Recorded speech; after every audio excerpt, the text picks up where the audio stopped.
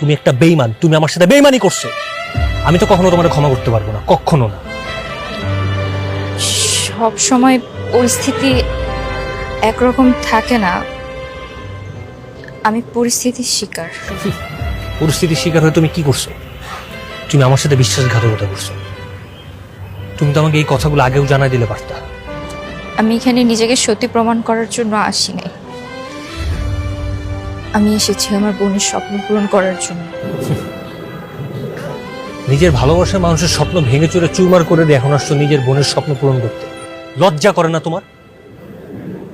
তোমার এই চেহারাটা আমি আর কখনো দেখতে চাই না।